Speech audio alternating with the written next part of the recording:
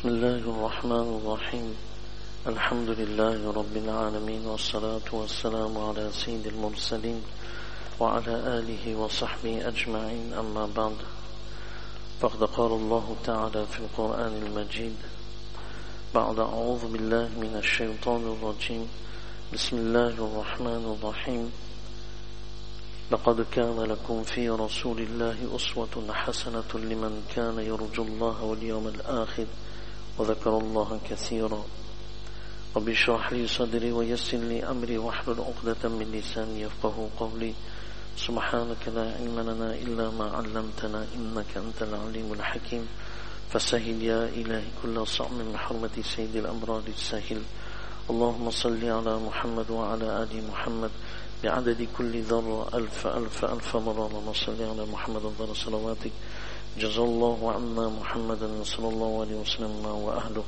الحمد لله الذي تواضع كل شيء لعظمته والحمد لله الذي ذل كل شيء لعزته والحمد لله الذي خضع كل شيء لملكه والحمد لله الذي استسلم كل شيء لقدرته رب ارحمهما كما ربياني صغيرا اللهم اغفر لهما وادخلهما الجنة في الدوس بغير حساب ولا سابق عذاب. Toutes les louanges appartiennent à Allah subhanahu wa ta'ala qui nous a permis d'accomplir la salat de Fajr en congrégation, qui nous a permis de s'asseoir un instant pour faire un rappel sur l'excellence de la personnalité de Rasulullah sallallahu alayhi wa sallam. Allah subhanahu wa ta'ala a créé Rasulullah sallallahu alayhi wa sallam d'une façon parfaite. Tout ce qui émanait du corps de Rasulullah sallallahu alayhi wa sallam était béni, jusqu'à même sa transpiration. Rasulullah sallallahu alayhi wa sallam, dans le commentaire des hadiths que nous allons voir concernant la transpiration bénie de Rasulullah sallallahu alayhi wa sallam, dans cette transpiration, il y avait aussi le plus haut parfum du paradis. Dans la transpiration de Rasulullah sallallahu alayhi wa sallam, il y avait le plus haut parfum, le meilleur parfum du paradis mélangé à cette transpiration. Et Rasulullah sallallahu alayhi wa sallam, comme Allama Qastallani rahimahullah ta'ala dans son livre, dans le commentaire de Al-Bukhari Ishad al-Sari que nous avons devant nous, il écrit que Rasulullah sallallahu alayhi wa sallam kana kathir al-araq. Rasulullah sallallahu alayhi wa sallam, il transpirait beaucoup. Mais il transpirait beaucoup parce que sa personne physique en elle-même était une source de miséricorde et de bénédiction. La transpiration abondante chez Rasulullah sallallahu alayhi wa sallam était une source exceptionnelle de baraka. C'est pour cela que Anas ibn Malik radiyallahu anhu dit, parce que Rasulullah sallallahu alayhi wa sallam il venait chez nous, il faisait la sieste. Et la maman de Anas ibn Malik radiyallahu anhu s'appelait Sulaym radiyallahu anha. Donc ce qui veut dire que Sulaym radiyallahu anha était mahram. Mahram veut dire en arabe une personne avec laquelle on ne peut pas se marier. Alors comment elle était mahram de Rasulullah sallallahu alayhi wa sallam? C'était une tante maternelle de lait de Rasulullah sallallahu alayhi wa sallam. Alors écoutons bien, tante maternelle de lait de Rasulullah sallallahu alayhi wa sallam. Qu'est-ce que cela veut dire? Cela veut dire que la maman de Rasulullah sallallahu alayhi wa sallam, Amina radiyallahu anha, et Sulaym radiyallahu anha, elles avaient la même nourrice. Parce que, donc ça veut dire qu'elle est devenue la sœur de lait de la maman de Rasulullah sallallahu alayhi wa sallam. Donc, la tante maternelle de lait de Rasulullah sallallahu alayhi wa sallam. Donc c'est pour cela que Rasulullah sallallahu alayhi wa sallam allait chez elle, parce que c'était son mahram. Et la sœur de Sulaym radiyallahu anha, c'était la sœur de Haram. Haram, nous savons tous Haram, dont la tombe se trouve en Chypre. Ça c'est connu ça. Même les autres, ils vont sur sa tombe parce qu'il y a plein de baraka. Donc ça, c'est une sahabiya Haram bint Milhan radiyallahu anha. Donc sa tombe se trouve en Chypre. Ceux qui vont en Chypre peuvent visiter sa tombe. Donc ça c'était aussi la tante maternelle de lait de Rasulullah parce que c'était la sœur de Sulaym radiyallahu anha. Donc Rasulullah sallallahu alayhi wa sallam allait chez elle pour faire la sieste. Et Rasulullah sallallahu alayhi wa sallam il transpira.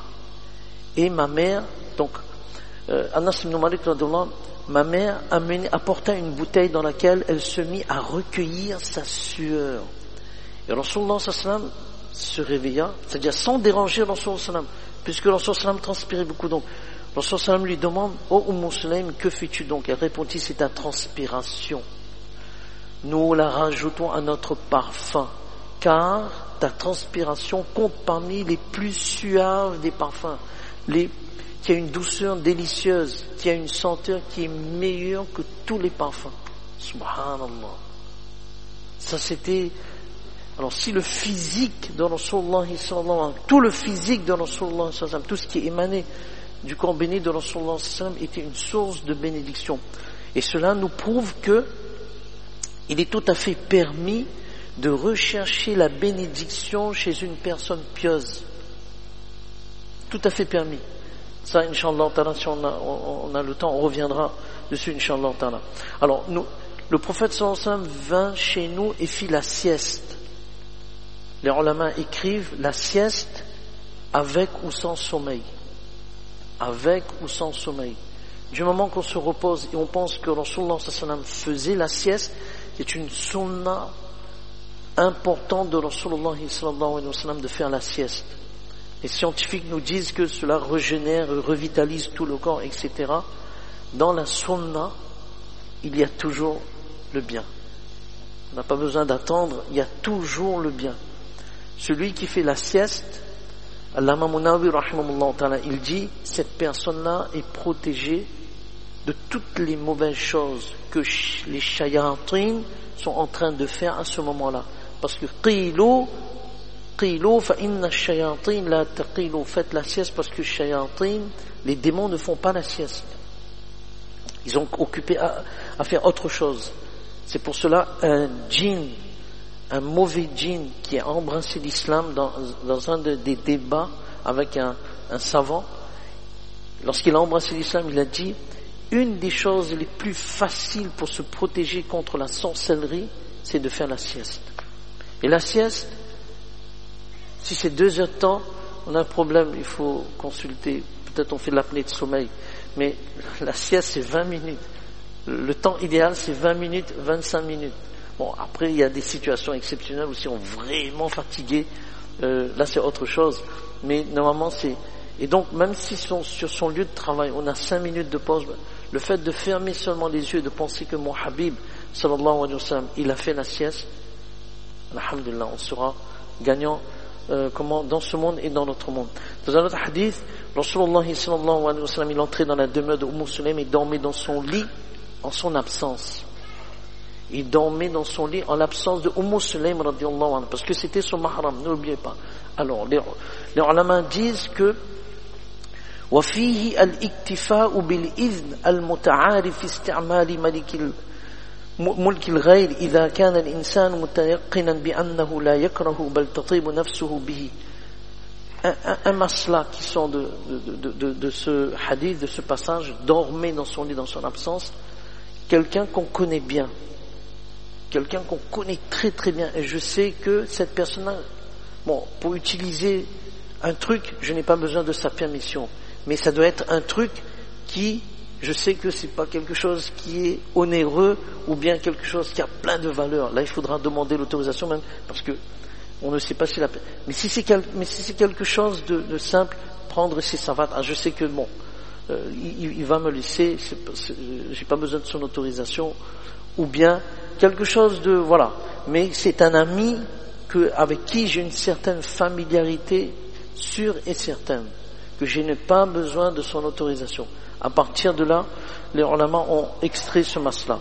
Alors un jour, Rasulullah sallallahu alayhi wa sallam, il vint et dormit dans son lit. Elle arriva, on lui dit que Rasulullah sallallahu alayhi wa sallam dort chez toi dans ton lit. Donc, Sulaym radiyallahu anha constata que Rasulullah sallallahu alayhi wa sallam avait transpiré et que Alors, Rasulullah sallallahu alayhi wa sallam, il dormait ce qu'on appelle nirta'un en arabe. Nirta'un, normalement, c'est une nappe en cuir qu'on met pour, ça aussi c'est une sunna de Rasulullah sallallahu alayhi wa sallam, qu'on met pour manger dessus. Ici, c'est un tapis de cuir, un morceau de cuir qu'on étalait et Rasulullah sallallahu alayhi wa sallam, il se reposait sur ce tapis de cuir. Alors, Rasulullah sallallahu alayhi wa sallam, la sueur de Rasulullah sallam s'était déposée sur ce tapis qui se trouvait sur le lit. Et donc, Sulaym radiyallahu anha, et ça c'était les compagnons radiyallahu anhum, elle ouvrit sa boîte de parfum et se mit, alors là où il y avait, parce que la sueur était tombée sur le tapis en cuir, donc elle épongeait comme ça, et ensuite elle essorait dans ses bouteilles. Rasulullah sallallahu alayhi wa sallam, le mot utilisé c'est fazi'a, c'est-à-dire que se réveiller avec une peur. C'est ça la richesse de l'arabe. Ici, cela ne veut pas dire que elle a fait sursauter Rasulullah sallallahu alayhi wa sallam. Rasulullah sallallahu alayhi wa sallam, ses yeux sont ouverts soudainement comme ça, et elle voit Sulaym radiyallahu anha, dit mais que fais-tu ô Sulaym? Il dit au messager d'Allah, nous espérons sa bénédiction pour nos enfants. Il déclara, tu as bien fait. Là aussi, regardez, elle recueillit sa sueur pour elle et aussi pour la baraka des enfants. C'est pour cela, pour les hommes pieux, avec les hommes pieux, c'est pareil. Nous savons que c'est un ami d'Allah subhanahu wa ta'ala. Il est tout à fait permis de rechercher la baraka à travers quelque chose que l'homme pieux a. Et ça, c'est prouvé à travers des hadiths de Rasulullah sallallahu alayhi wa sallam. Et regardez, dans cette bouteille de Sulaym radiyallahu anha, il y avait aussi les cheveux mubarak de Rasulullah sallallahu alayhi wa sallam. Alors, Allama Qastallani rahimahullah ta'ala, il écrit, c'est pas que na'udhu billah, que Sulaym radiyallahu anha, pendant que Rasulullah sallallahu alayhi wa sallam dormait, elle a arraché les cheveux, non. Mais comment elle a pu obtenir les cheveux de Rasulullah sallallahu alayhi wa sallam? Alors regardez, il y avait la bouteille, il y avait déjà un parfum dans cette bouteille. Et dans cette bouteille, il y avait les cheveux et la sueur de Rasulullah sallallahu alayhi wa sallam. Alors, lorsque Rasulullah sallallahu alayhi wa sallam était à Mina, lorsqu'il avait accompli le Hajj et qu'il s'est rasé la tête, Abu Talha radiyallahu anhu, il a recueilli les cheveux de Rasulullah sallallahu alayhi wa sallam et il a emmené ses cheveux pour Sulaym radiyallahu anha, faja'alatuhu fi subkiha. Elle a mis ses cheveux dans son parfum mélangé. Elle a mis les cheveux de Rasulullah sallallahu alayhi wa sallam dedans. Et lorsque Anas ibn Malik radiyallahu anhu était sur le point de quitter ce monde, alors il a conseillé à son petit-fils qui s'appelait Thumama radiyallahu, il a conseillé à son petit-fils Thumama radiyallahu anhu que nous savons tous, lorsqu'une personne décède, donc on met le camphre, mais en arabe on dit hanout. Hanout, c'est un parfum qu'on prépare pour le mayyit et dans lequel il y a le camphre et qu'on met sur le kafan, qu'on met sur le linceul. Anas radiyallahu anhu, il a dit, avec ce camphre et ce parfum spécifique qui est pour le linceul du défunt, il a dit à son petit-fils, tu vas mélanger avec ce parfum-là le flacon dans lequel il y a les cheveux et la sueur bénie de Rasulullah sallam, mets un peu dessus. Tabarrukan. En recherchant la bénédiction de Rasulullah sallallahu alayhi wa sallam. Donc il y a beaucoup de leçons à retirer, Inch'Allah ta'ala. La semaine prochaine, on va voir le fait de rechercher la bénédiction, mais revoilà comment Allah subhanahu wa ta'ala, il a créé Rasulullah sallallahu alayhi wa sallam d'une telle façon que tout est parfait. Et si on étudie le physique de Rasulullah sallam, il y a un équilibre dans la constitution physique de Rasulullah sallam pour nous montrer que le juste milieu dans le din, il est important. Aucun extrémisme, aucun aucune exagération. Tout est parfait, tout est à sa juste valeur, dans la perfection la plus parfaite qu'Allah subhanahu wa ta'ala il a mis dans le physique de Rasulullah sallallahu alayhi wa sallam. Donc c'est pour cela que les sahaba, on peut comprendre quel était l'état des sahaba radiyallahu anhum lorsque Rasulullah sallallahu alayhi wa sallam il a quitté ce monde. Et nous, à notre niveau, rechercher, imiter Rasulullah sallallahu alayhi wa sallam dans toute sa vie. Qu'est-ce que Rasulullah sallallahu alayhi wa sallam a emmené comme enseignement? Et ça c'est important pour nous, et surtout aussi pour créer cet amour, d'envoyer en abondance des prières et des salutations sur Rasulullah sallallahu alayhi wa sallam. Allah subhanahu wa ta'ala nous donne tous la compréhension de ce qu'on vient de dire, qu'Allah subhanahu wa ta'ala nous accorde cet amour pour Rasulullah sallallahu alayhi wa sallam. فجزاكم الله خير أحسن الجزاء في الدارين.